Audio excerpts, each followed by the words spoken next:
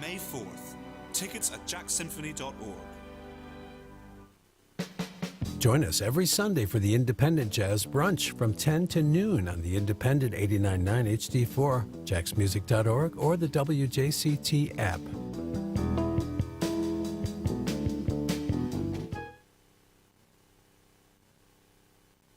This is WJCT News 89.9 in Jacksonville. Ahead in the next 5 minutes, live local news for the First Coast from the WJCT News team.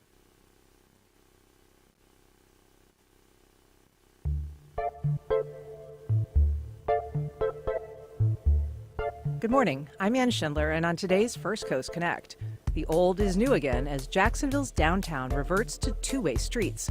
We explain why advocates hope it will boost retail, reduce crime, and even keep pedestrians safer.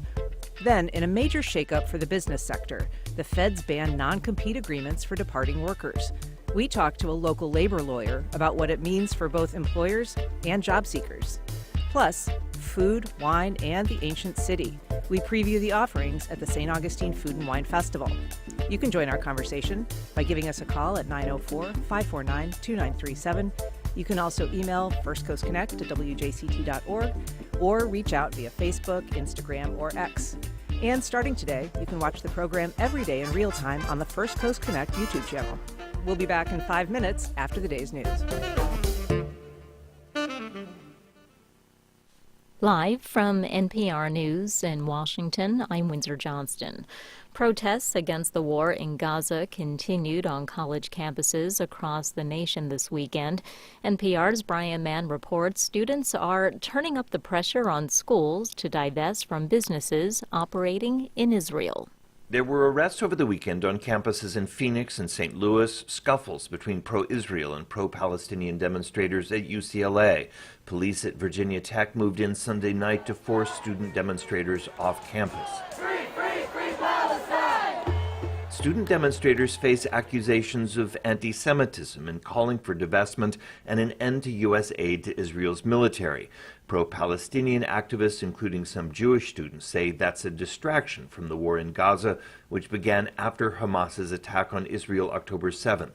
Here in New York City, where these protests began, officials at Columbia University say they're holding off, sending in police to break up the encampment while talks with students continue. Brian Mann, NPR News, New York. Palestinian health officials say airstrikes carried out by Israel have killed at least 22 people in the southern Gaza city of Rafah. The strikes come as Israel considers a ground invasion of the city. A series of powerful tornadoes touched down over the weekend, leaving a path of destruction across central Oklahoma. Rich Otto is a meteorologist with the Weather Prediction Center. He says parts of the Central Plains could see another round of storms today, but less severe. We have a storm system that's impacting portions of the Southern Plains, southeastern Texas into Louisiana. The main threat right now with that is flash flooding. There's also some potential for severe winds. The tornado threat looks to be much less today compared to what we've seen over the past 2 days. Severe storms brought heavy rain, high winds, and large hail from Missouri to Texas on Sunday. Former President Donald Trump's criminal hush money trial will resume in New York City tomorrow. NPR's Gary Johnson reports the jury has been hearing from witnesses with close ties to Trump. Tabloid publisher David Pecker testified he's friendly with the former president, but he offered damaging testimony about hush money payments in 2016. Pecker said those payoffs were designed to hide information from voters, not the Trump family. Trump's longtime assistant Rona Graff also briefly appeared before the jury. This week, Judge Juan Merchan will consider new allegations that Trump defied a gag order by attacking his former lawyer Michael Cohen and other potential witnesses. The jury will hear more from a banker who worked with Cohen when the trial resumes Tuesday. Carrie Johnson, NPR News, Washington. This is NPR. Good morning. It's 4 minutes after 9. This is WJCT News 89.9 Jacksonville. Governor Ron DeSantis says the state will not comply with new federal Title IX regulations enacted by the Biden administration. The new protections mean discrimination against LGBTQ or transgender students, in Florida's public schools would be prohibited. It also prevents schools from allowing teachers to intentionally misgender students. In a video posted to social media, the governor said the state will reject the new rules. With temperatures heating up and schools getting ready to end for the summer, experts are encouraging parents to make sure their children know how to swim. All local First Coast YMCAs with pools are hosting free swim tests for children and adults. The tests measure someone's ability to swim and gives them tips on how to improve. Joni Maskell, the owner of Swimming Safari in Jacksonville, says it's important for everyone to know how to swim in Florida. There's so much water in Florida. Jacksonville has retention ponds, pools, oceans, the river, bathtubs. According to the Centers for Disease Control and Prevention, drownings are the leading cause of death for children up to 4 years old, and the second leading cause of death for children between 5 and 14 years old in the United States. It is partly cloudy now at 71 degrees in Jacksonville, near 81 for this afternoon. Breezy today from the southeast down to the upper 60s overnight. Support for NPR comes from BritBox, dedicated to helping people discover a world of British TV, including new original drama Time, starring Jodie Whittaker, Tamara Lawrence, and Bella Ramsey. Streaming at BritBox.com/NPR. This is NPR.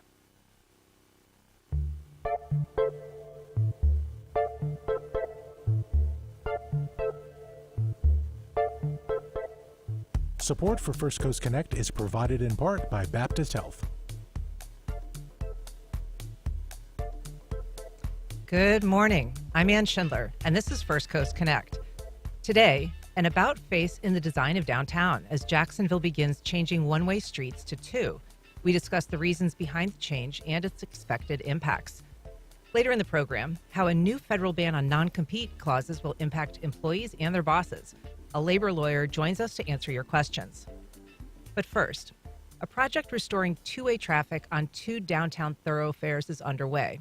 The effort begins with Adams and Forsyth streets, but will eventually expand throughout much of the downtown core.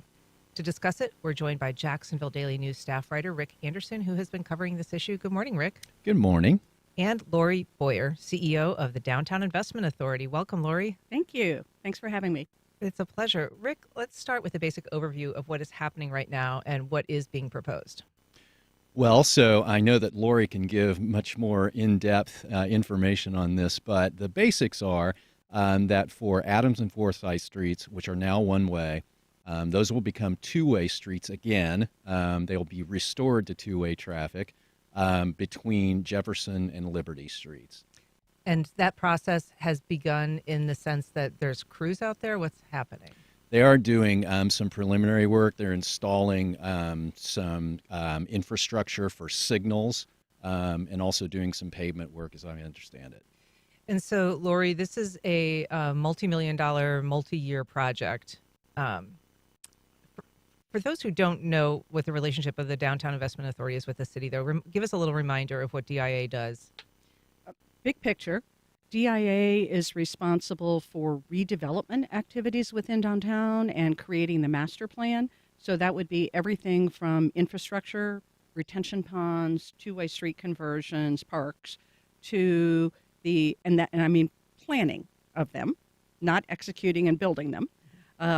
And then also individual property dispositions of city-owned property and approving incentives for private redevelopment activities. So kind of broad, big picture. And so the two-waying of streets, which has been a priority for a long time.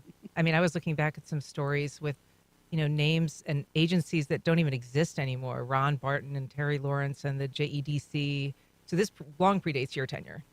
I first see it, and it may go before that, but there is a 2005 or 7 action plan that Bob Rhodes was the chair of the committee that lists the priority of various streets downtown, and Laura Street was the first, and Laura Street was executed, as you know. I don't know if Laura Street was one way prior to that or this was just a traffic calming measure on Laura Street, but after that, they had predicted that they were going to move or hoped they would move to the next project by 2009-10, and obviously none of that happened.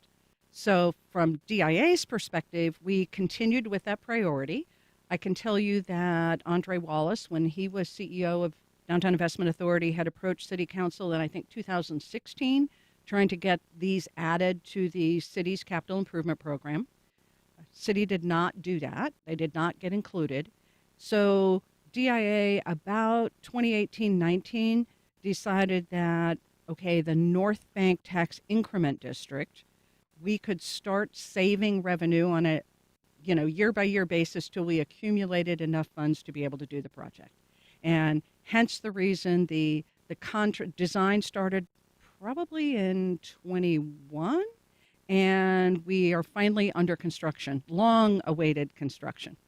So, as I recall, Rick, the idea on Laura Street those many years ago was actually implementing these almost like cobblestone segments in the intersections to slow you down. There's almost like little rumble strips that you drive over. Mm-hmm.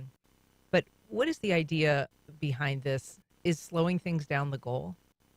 Well, I think that partly it's slowing things down. I also think partly it's to promote some more activation, some more pedestrian activity, some more bicycle activity, greater mobility. One-way streets are the reason that two-way streets were converted to one-way was kind of back in this Mad Men era of traffic engineering, where the idea was to get people out of and into the city from the suburbs and treat downtown more like a workplace kind of than a marketplace or a community or a neighborhood.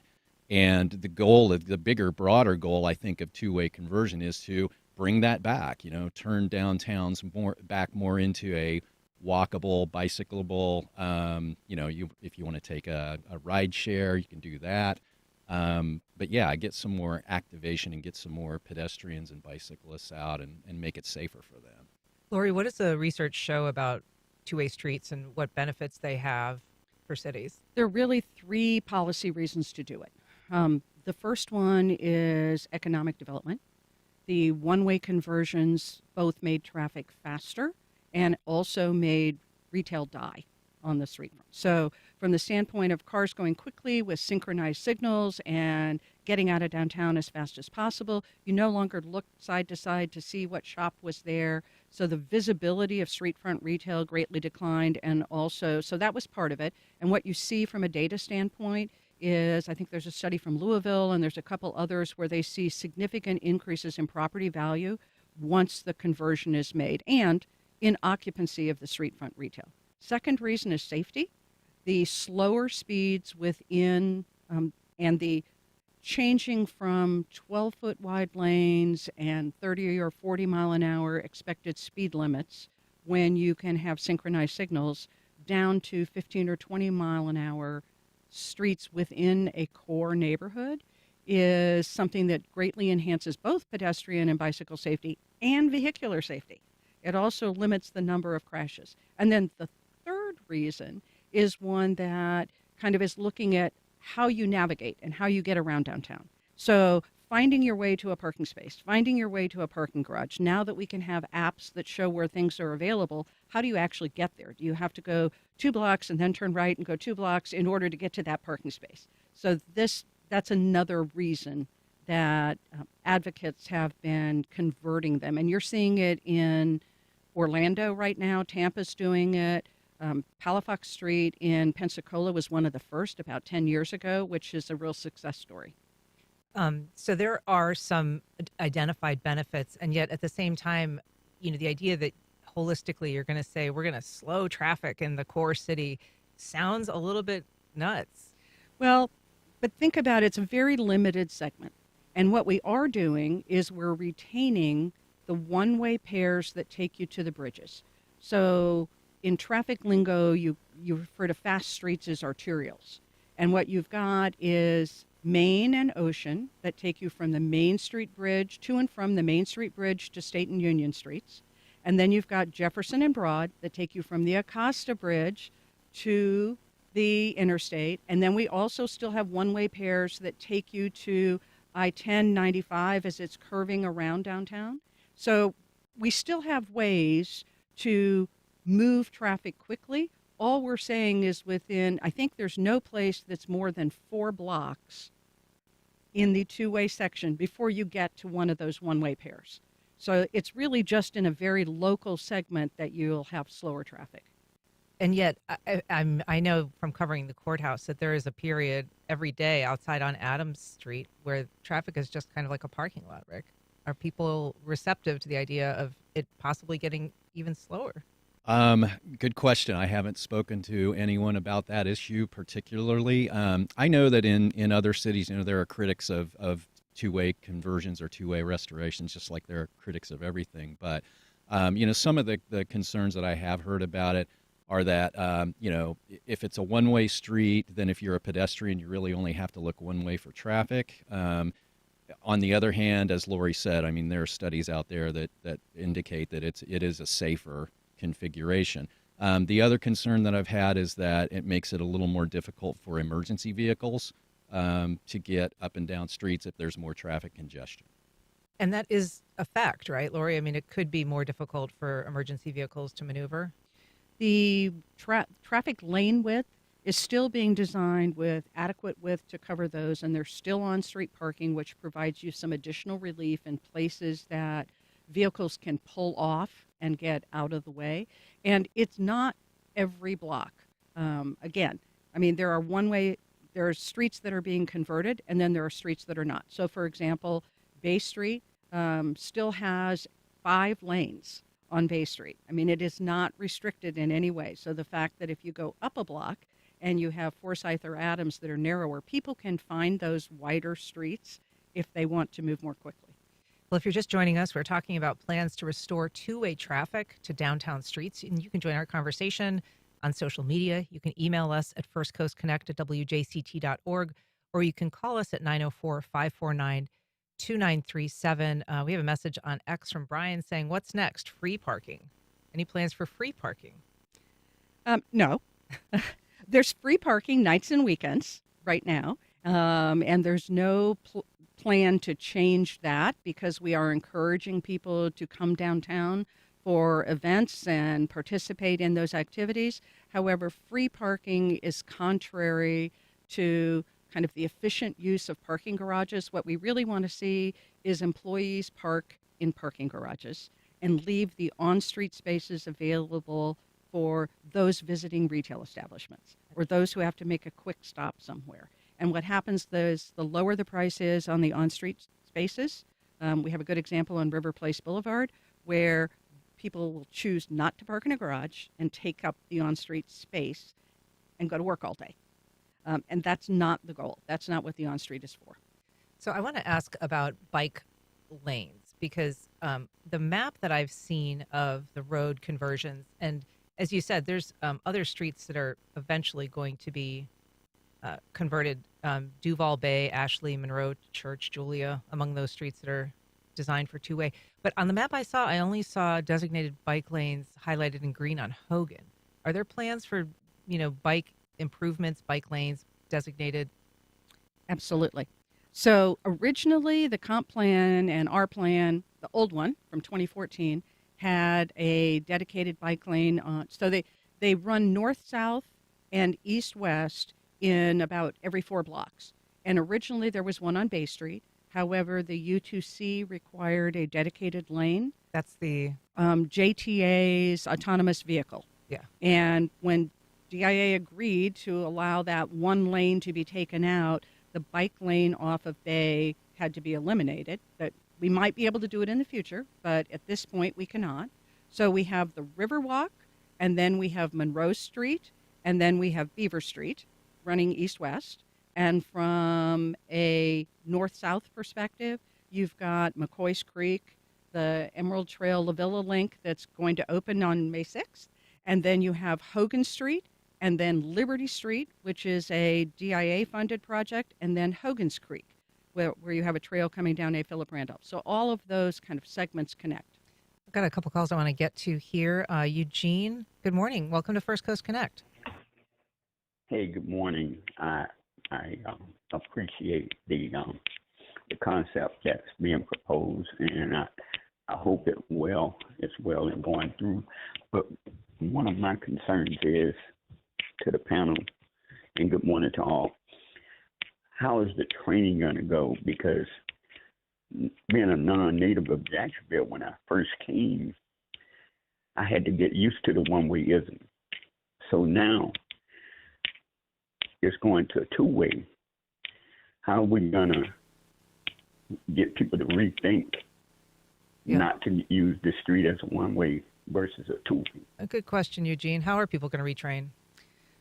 Well, I have two answers to that. One is in terms of the actual execution from a traffic engineering standpoint, that's really between Public Works Traffic Engineering and the contractor. When they open it up, how they open it up in segments, how they notify people. But DIA, from our perspective, also is implementing a project on wayfaring signage this year, that the whole idea would be, now that we're converting, to put signs on those streets that indicate this way to a public parking garage, this way to get to the stadium, et cetera. So filling in where you previously didn't have that signage. Got a call. John, welcome to First Coast Connect. Go ahead. Hey, so I'm actually a resident of 11 East, and parking is already atrocious to begin with. Our residence gives us one parking spot, and we have to pay for it in our garage, like $200. But for people who have, for more than one person in a house, we then have to pay $200 to $300 for another parking garage that could be 6 blocks away. I've tried to city-owned parking garages, and my car got broken into, and there's no actual video security. It's ridiculous. Anytime there's an event, we just can't find parking. We have to plan our day out to where we're just not going to be able to park on the streets. Any event, and there being one ways right now, it's already a cluster. So if you do a two-way, we're done. Though it's impossible. This is ridiculous. It does not take into account residents who live downtown, where it's already a problem. All so right. Thank you. Thanks, John. What do you say to that, Lori? Well, I would say, this is interesting to hear that residents are relying on on-street parking as a parking solution. That is new. I was not aware of that. But if they are relying on other garages, one of the things we've advocated for and continue to is to have those garages multi-purpose during daytime and nighttime, so that there would be parking available for residential parking in the evenings when the office use is not there. And in fact, to the city-owned garage issue, I totally agree with the caller. And we have now installed CCTV cameras in all of the city-owned garages. I think the last one is going to be completed this year, which will be monitored, so we can deal with that security issue at night. We want those to be available, and frankly, I would like to be able to make those available to not just retail operations, but to residents and others at a reduced rate for evening parking, because you already have the parking and you already have businesses that use it during the day. So should it not be incumbent on businesses and residences downtown, though, Rick, to provide affordable parking for people who are using it? Oh, boy. That's a policy issue that I think is best left for Lori and the decision makers here in town. Well, what about that, Lori? Well, so most of the developments feel that they need to do that from a market rate standpoint. What you'll see, and sometimes to our chagrin, is new parking garages being built as part of multifamily rental properties because they feel the need to provide their tenants with parking. But there are some, Barnett being one, that doesn't have associated parking and still has a wait list for tenants. And they do have several places where their tenants park within downtown. Similarly, the new Gateway project is proposing to use parking that is existing, that's a block or two away. And I think that it is not unusual in urban areas. It is inconvenient if you don't have at least one space next to your unit or close. We've got a call from Kate in the Rail Yard District. Good morning, Kate. Go ahead. Good morning. My question is specifically, right now it's one way on Forsyth between Noonan and Ocean. And what are you going to do when the artists are loading and unloading their equipment? It's already impossible to get through right now. At the Florida Theater. Yeah. So there will still be a loading zone area for Florida Theater, and they will have the ability to use that next to the curb. So all the parking spaces are eliminated in that area when they are loading and unloading. And they also, around the corner, do a lot of their loading and unloading on that. So that is not being changed or eliminated as part of this. We have an email from Jay. He says, meanwhile, because of on-street parking, the conversion of one-way streets in Riverside Avondale to two-way streets has created an extremely unsafe situation, with streets often nearly impossible to travel down for ordinary traffic, much less emergency vehicles. So, I mean, there are other areas of town that have converted. I think of Post Street in 5 Points, which is obviously a very animated, pedestrian-friendly, and yet when I'm driving a car, I tend to try to avoid it if I can. I know that Post and College Streets converted in, I think it was 2006. And I haven't run accident details on those. I don't know if that increased the number of traffic accidents or lowered it. I can just tell you from experience, because I live in Avondale, and I travel those streets, and I actually am a runner, so I run those streets and I bicycle. That I find that, cars really do slow down. I think it's human nature that if you're approaching another car, you slow down because you see that as a possible accident waiting to happen. So I personally haven't seen any accidents there, but I have only been here 2 years, and like I said, I haven't run the numbers on those. And the design is very different because these are much wider from curb to curb than what you're talking about on Post and College. Those are much narrower streets, so it's a much tighter situation with car doors swinging into travel lanes. I mean, and that is true there. Not at all true in the design for the downtown because we had such wide travel lanes. And so, this trend that went from two-way streets, all cities were basically designed with two-way streets. Many, many cities went to one-way streets. Is there any way to quantify, the harm that did to downtowns, or is that just I'm not even sure. Is it or is it some cities it's worked and better than others? The data that I see from planning studies, right, where is pretty consistently the preference to return to two-way, except on what we call those thoroughfares, right, where you need to get people to interstates, to out of downtown, to returning to their neighborhood after work. So there are appropriate places for those faster, broader, synchronized signal streets. And then there are appropriate places in between where not everything has to be one way. And I think that's really kind of what you see in the data. But other than the study out of Louisville about property values, and I've seen studies that are crash data studies, that it's better when you restore the two-way traffic. And clearly there are studies about bicycle pedestrian safety that indicate it's better. I have not seen, kind of a global study on the impact of the one-way conversions and what it did to downtowns. So what is the timetable, Rick, for this particular initial phase, Forsyth and Adams, and then what's the vision going forward? The immediate timetable, I think, and Lori, correct me if I'm wrong, but I think that the actual conversion is going to, or the restoration is going to happen this summer. I think it'll be before the end of the year. Yeah. They are installing conduit now. Then the signals come in, and I think that's like late summer when the signal devices come in that they have to install. These streets will be changing from parking meters to pay kiosks, so you can still use the app, but in addition, there won't be a meter at every space. There will be a kiosk on the block as opposed to that. Again, kind of encouraging folks to transition to the app versions and the pay-by-plate versions rather than the walk up and put coins in a meter. And then we're going to proceed right ahead with what we call phase 2. And phase 2 starts looking at, so the actual change in traffic by the end of the year. And then phase 2 looks at select blocks where we bump out the curb, remove some parking spaces, add some trees, create some additional space for sidewalk cafes, things like that, once we have converted the traffic. We have a call from Stanley. Good morning, Stanley. Welcome to First Coast Connect. Yes, good morning to everybody. Ms. Boyers, it's good to speak with you again. But I'm a little appalled by the move that y'all are making downtown. Me and John Noonan, we walk all through downtown 4 days a week. Yes. And that's not a priority. That's something that be done 5 years from now. But right now, we got other issues that are not being addressed. In closing, I like to say this.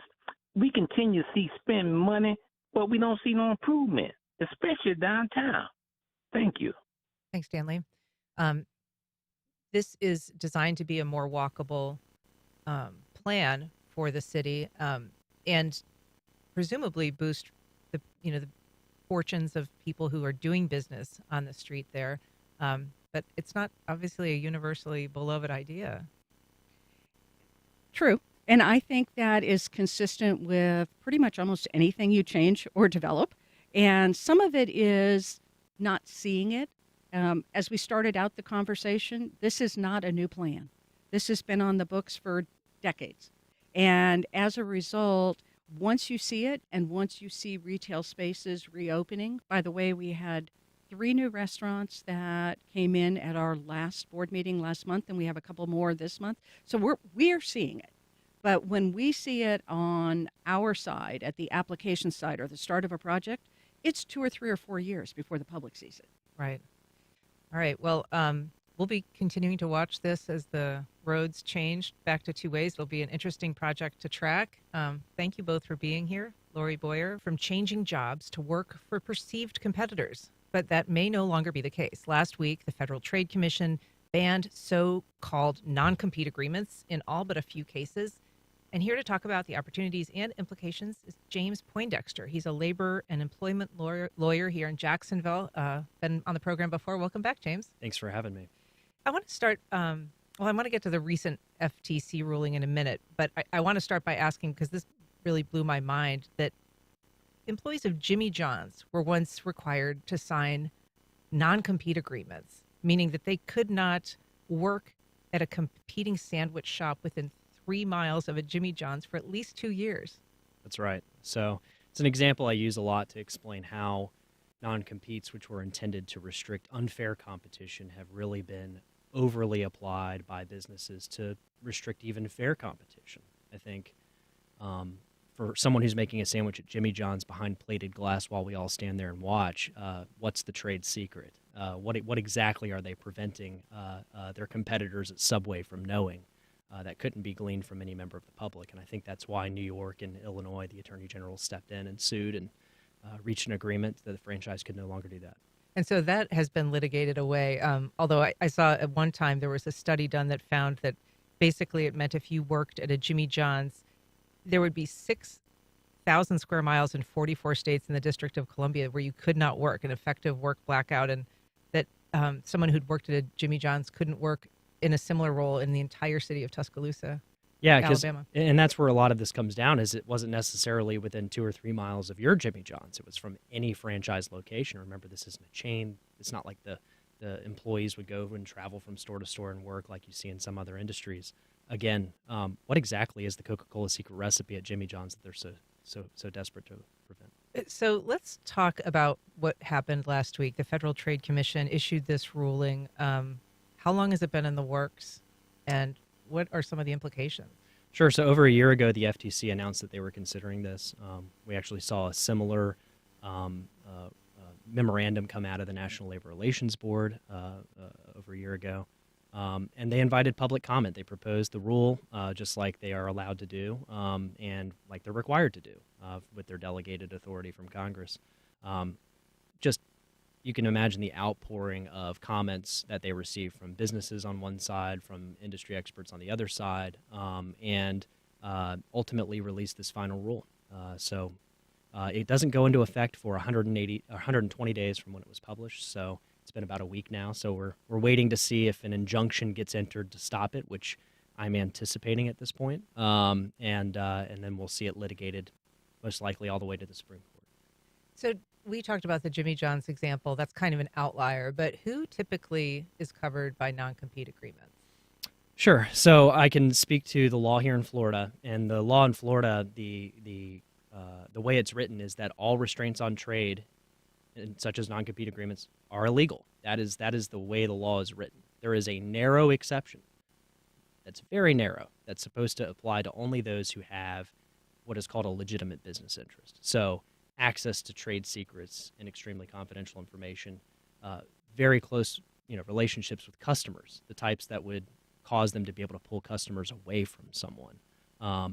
Goodwill, specialized training is another one, highly specialized training, not just on the job. This is where the copy machine is. This is where the coffee maker is.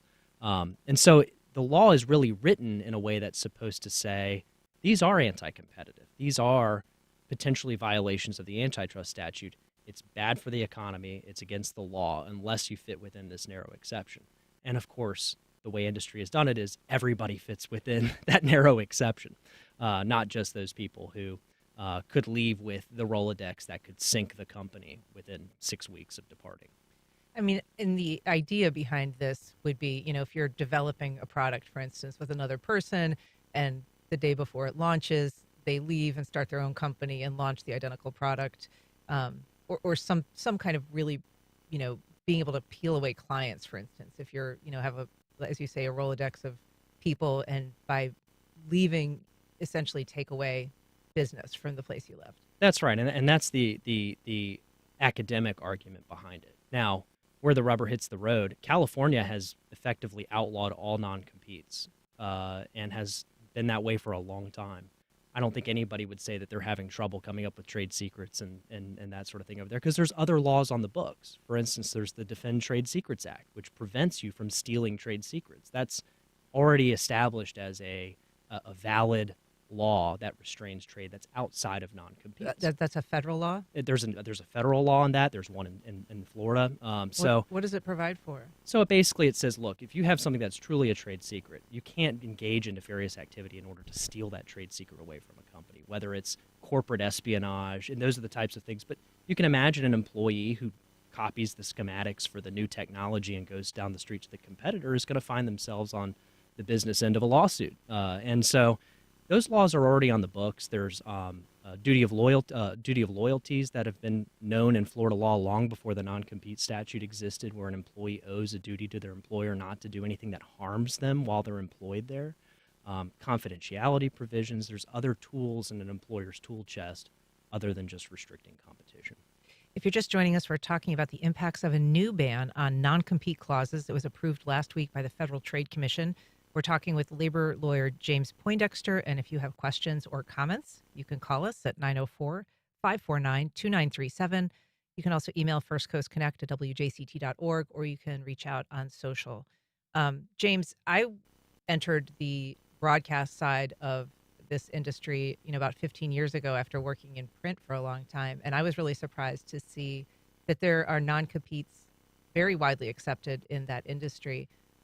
And it seems that it makes some sense, for instance, if you were like an anchor and you were going to switch from one station to the neighboring station, that would be confusing and upsetting, I guess, to people at the old station.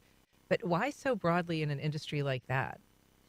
So on the one hand, I think we've been sort of trained to believe that, right? We've sort of been conditioned to say, yes, that's unfair, that someone could leave and take their personality that's been built up in the community and go and use it with a competitor.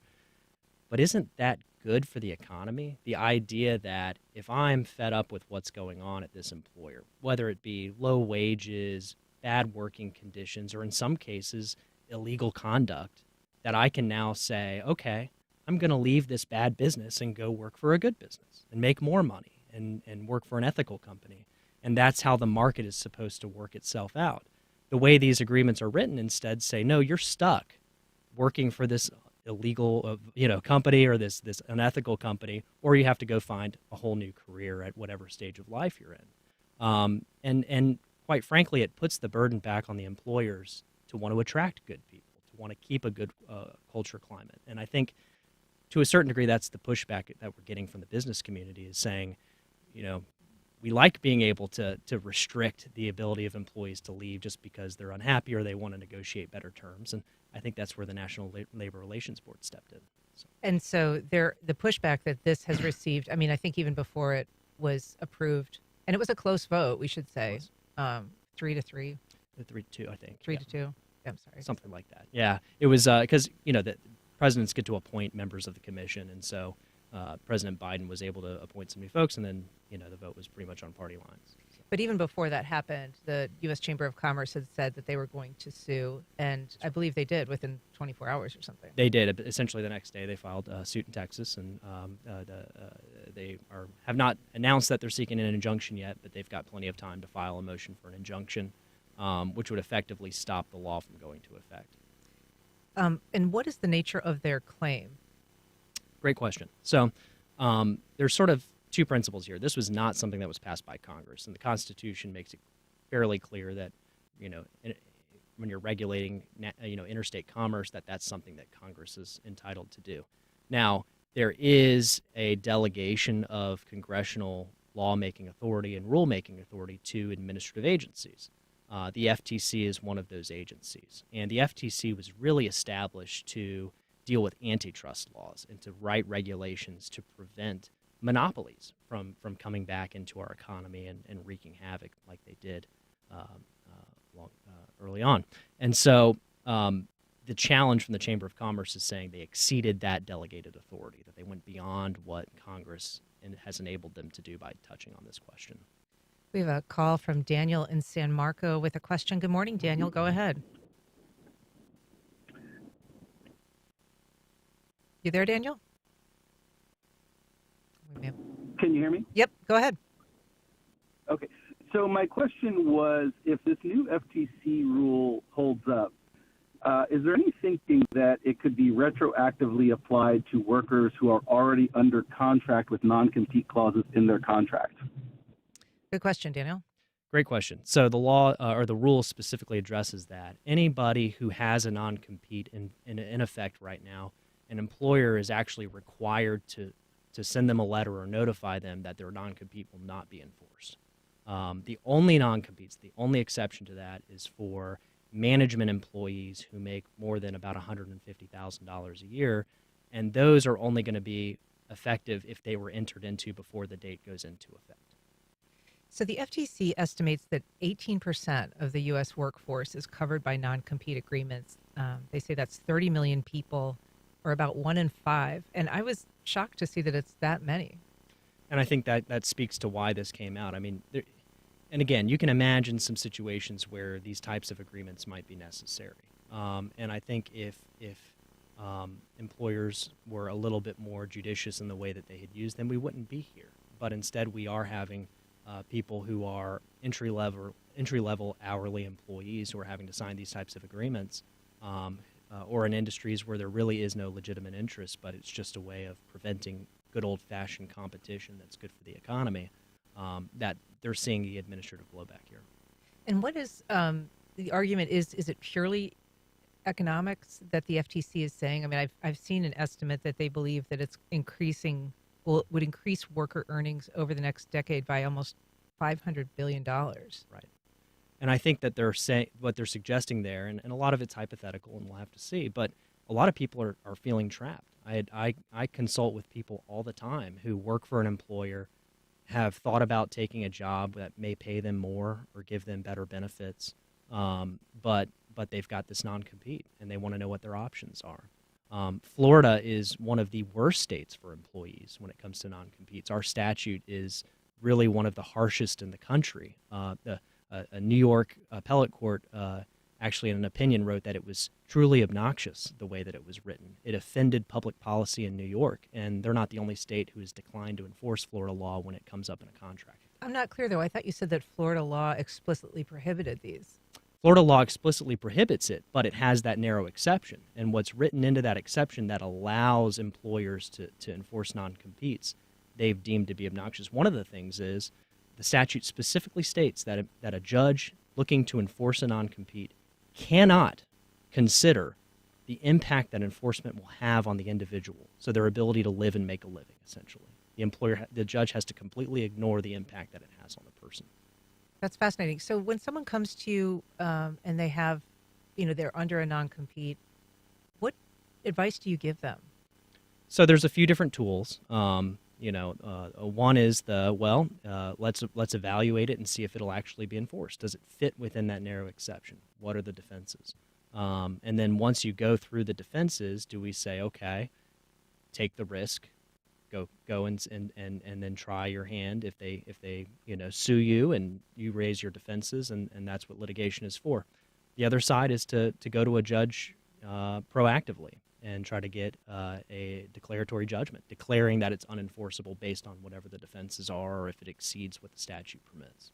When it would be undefensible, I mean, what would a judge be looking at if they're not allowed to look at, for instance, how it might impact your professional career? Sure. So again, it's the employer's burden to prove that one or more legitimate business interest exists, right?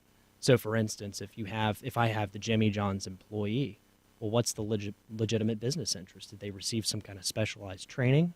Did they receive, do they have personal relationships with their customers that they're going to take with them to Subway? What exactly are they asserting? And I think Jimmy John's probably had a tough time coming up with that, which is why they had to end their practice of using them. So that's what you're evaluating: is what's the interest.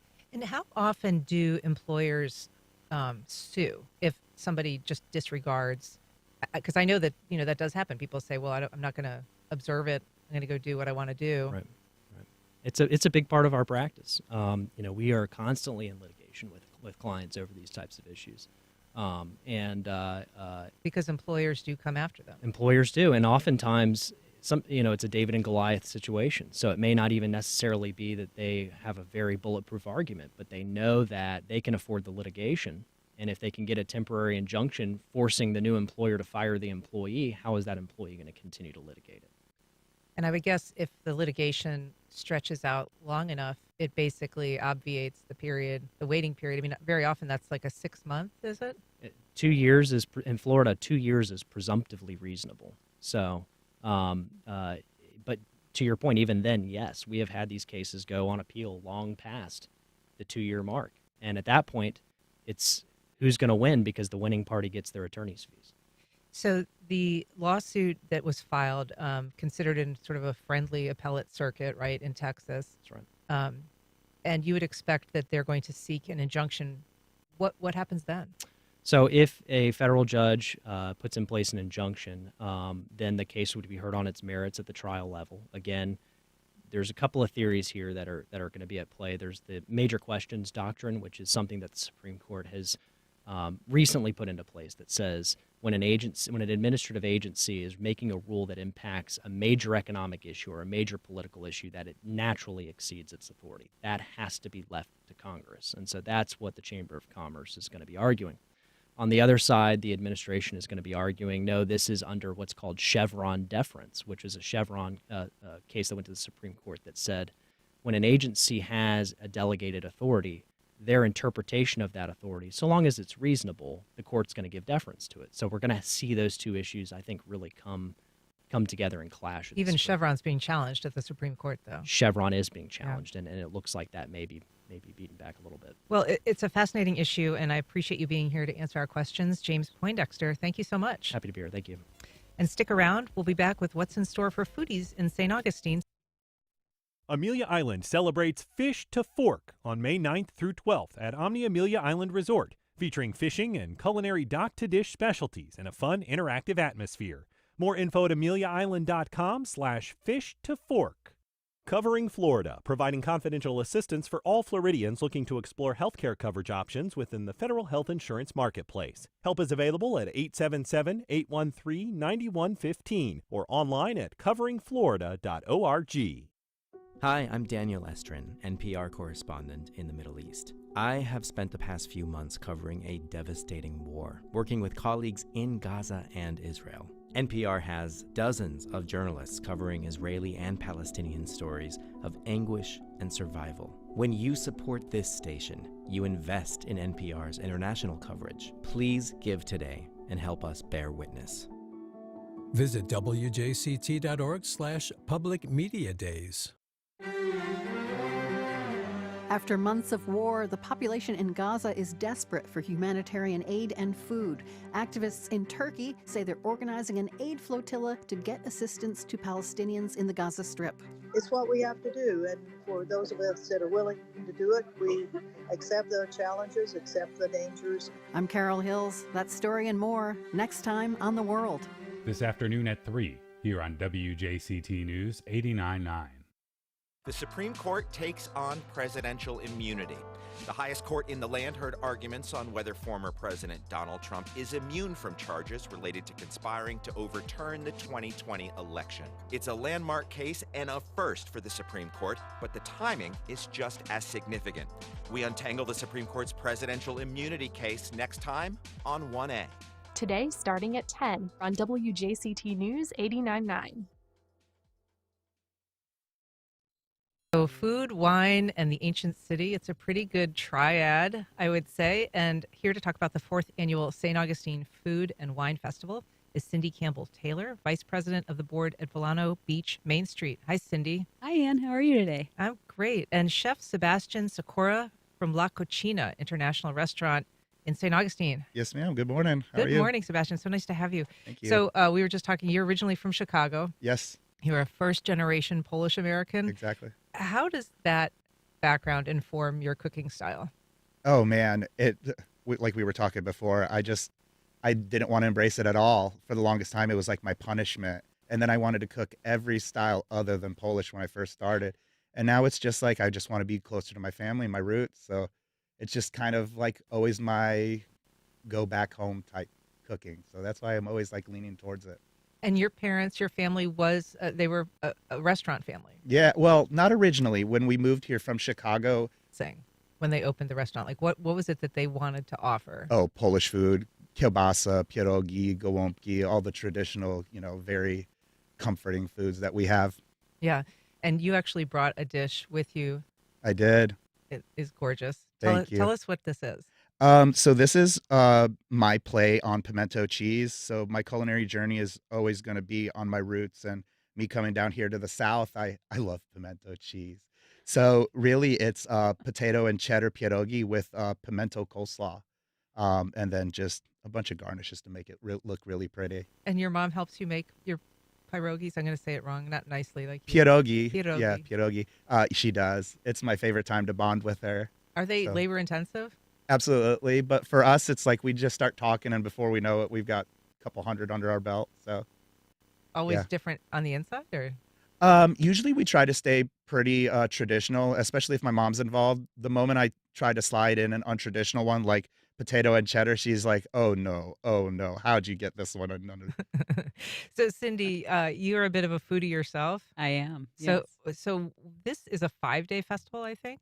It is. It's a 5-day festival throughout St. Augustine with the primary events happening out at World Golf Village. Okay. And so if somebody, this is the 4th of them? Right, Yeah. yes. And so how is the Volano Beach community involved? Because that's the board that you represent. Yes, and actually, so with St. Augustine Food and Wine and the sister event that we have, which is Whiskey, Wine, and Wildlife, Volano Beach Main Street is actually the charity of choice. So Adfish, who manages both of those events, selected Volano Beach Main Street as their charity. So we, again, are the charity, and a donation is made to Volano Beach Main Street, as well as we have the silent auction that happens at both of those events, with 100% of those proceeds going to Volano Beach. And all of that is placed within the community. I would say from those 4 events, as well as after this year, and then Whiskey, Wine, and Wildlife, they will have donated over $75,000 to the community. Wow. So Huge. I want to ask you about the silent auction in a minute, but the Volano Beach Main Street, for people who aren't familiar, what is that?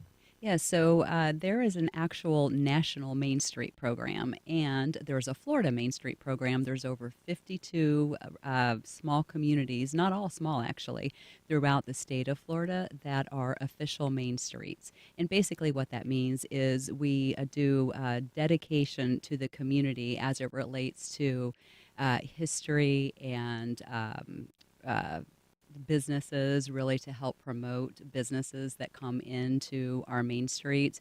We also are there to help represent our residents. So it's a nice balance between a commercial aspect, making sure that we're preserving historical areas, conservation, and then making sure that the residents have a quality of life. And in Volano Beach, we say that we're proud to have that small beach town vibe. Yeah, and people may not remember, but Volano Beach, there was a time when the bridge that connects Volano to St. Augustine went through sort of the main street of Volano Beach. And when they did the new bridge, it bypassed that area, and it had an impact. It did, and what was great about that road is now we have the pier. So part of that was preserved, the old road, and that is now the fishing pier. So it did have an impact, but then with all of the work that has been done over the last, really, I would say 30 years in Volano Beach, particularly the last 2 to 4 years, where we've really been focused on reviving that area, as you said, and really just bringing life back to Volano Beach. Sebastian, I want to ask you, there's something called Harvest Awards. Yes. What are those? So the Harvest Awards are going to be at Beaux-Arts Ford in Lincoln, and the base of the competition itself is to source local ingredients and then bring all the talented chefs together to try to compete to see who's got the best dish. And what's your local ingredient going to be? Blueberries. Oh, okay. I thought you were going to say dottle pepper, but No, blueberries. It's All right. just the perfect time for them. Well, Cindy Campbell-Taylor, Sebastian Circora, thank you so much for being here. Thank you so much for having me. Fun Thank at you. the festival. And that's our program. We encourage your feedback and suggestions. You can send either to First Coast Connect at WJCT.org. And if you missed anything, you can catch our rebroadcast at 8 o'clock, or you can find our entire archive at WJCT.org and on your favorite podcast platform. Join us Tuesday for our monthly Ask the Mayor segment when Jacksonville Mayor Donna Deegan joins us to answer your questions. I'm Ann Schindler, and you've been listening to First Coast Connect, WJCT News 89.9.